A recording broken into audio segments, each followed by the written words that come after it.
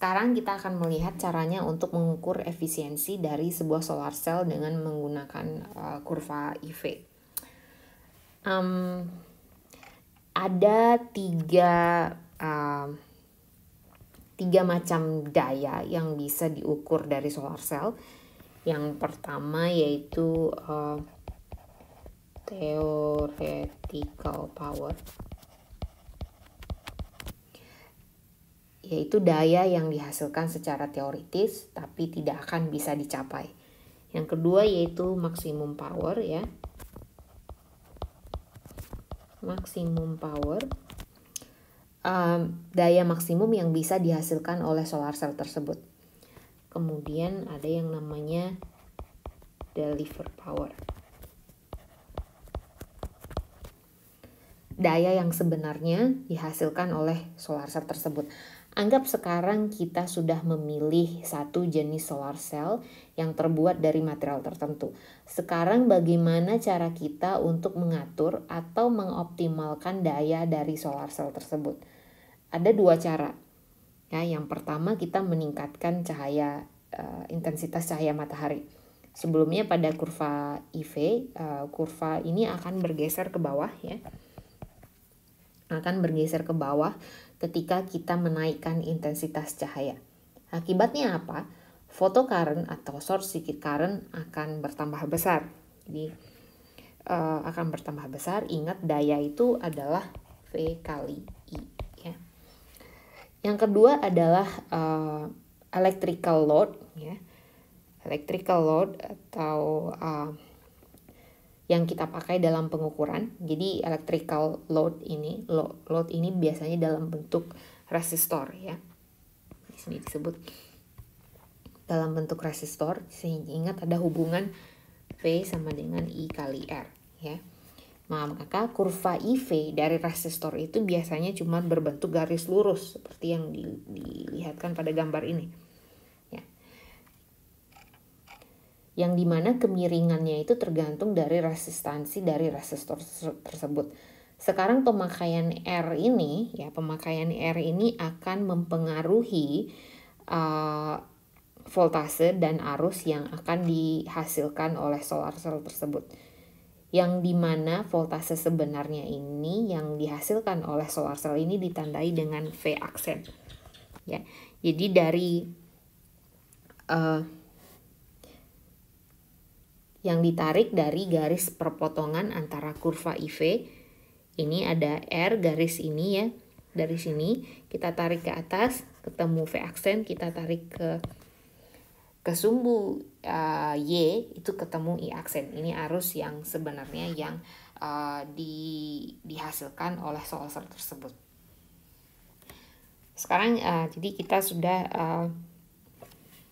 menjelaskan apa itu V aksen dan I aksen yang merupakan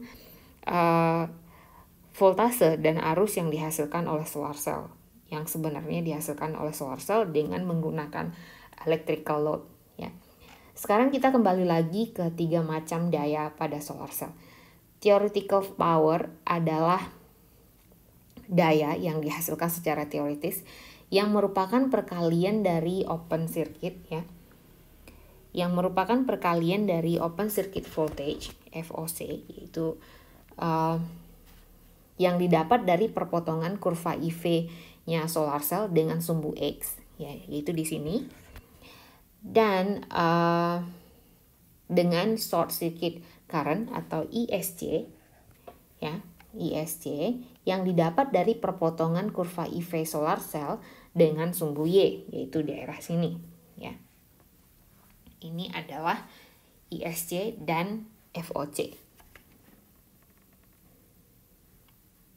Nah, maksimum power adalah daya maksimum yang dihasilkan dari solar cell tersebut ya.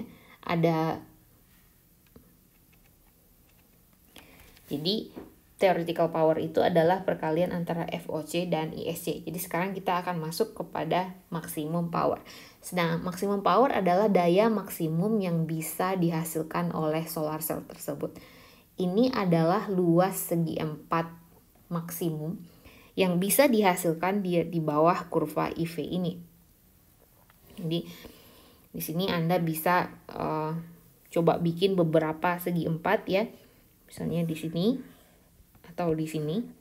Lalu Anda bandingkan dari ketiga segi 4 ini mana yang paling besar.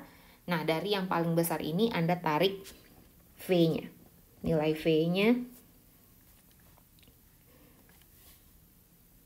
Jadi dari segi 4 terbesar ini kita tarik V max-nya, Vm dan IM-nya.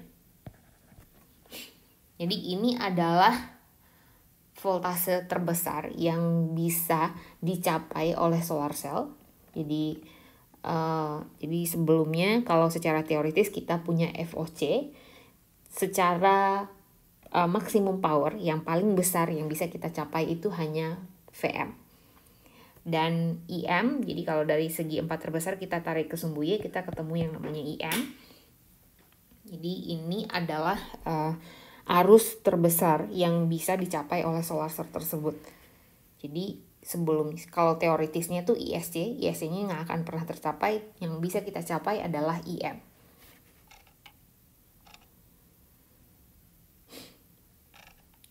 Nah, yang terakhir adalah delivered power atau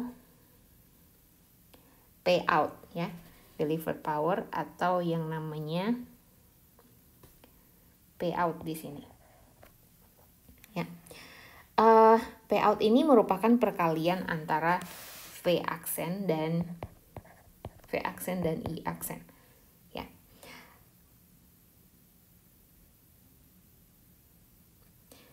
Jadi ini adalah daya yang sebenarnya dihasilkan oleh solar cell tersebut yang tergantung dari load yang dipakai. Saya ganti.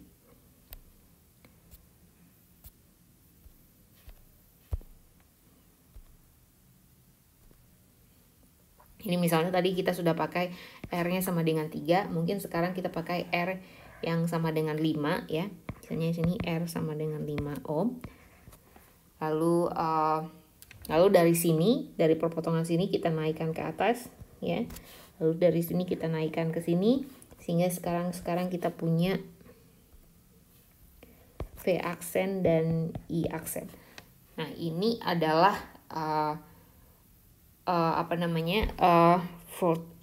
V aksen, voltase yang sebenarnya dihasilkan oleh solar cell tersebut, dan I aksen adalah arus sebenarnya yang dihasilkan oleh solar cell tersebut yang tergantung dari electrical load yang dipakai.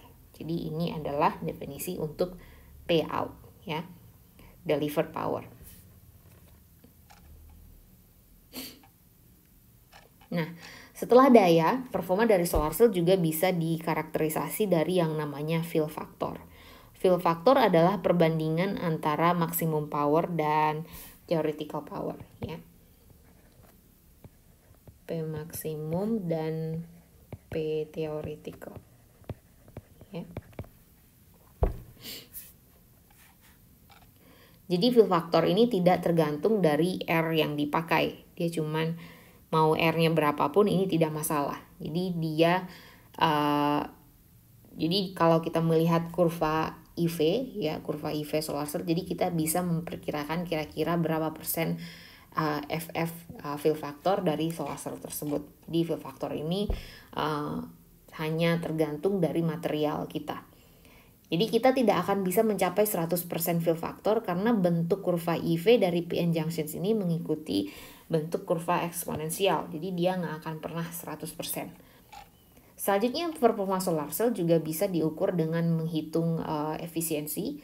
Jadi efisiensi adalah perbandingan antara payout atau daya yang dihasilkan oleh solar cell tersebut dibandingkan dengan cahaya matahari yang diterima oleh solar cell tersebut. Jadi payout itu efisiensi adalah payout dibagi Pin. Jadi ini adalah cahaya matahari yang diterima oleh solar cell tersebut. Efisiensi tergantung dari electrical load yang dipakai karena daya yang dipakai adalah delivered power. Jadi harus hati-hati kapan pakai ini, kapan pakai ini. Ya, ini definisinya berbeda. kecuali kalau electrical load yang dipakai itu adalah electrical load yang sesuai dengan yang bisa menghasilkan Pmax, daya maksimum. Contohnya di sini. Ini di sini adalah dia memakai electrical load yang cocok sehingga yang dihasilkan itu adalah P maksimum.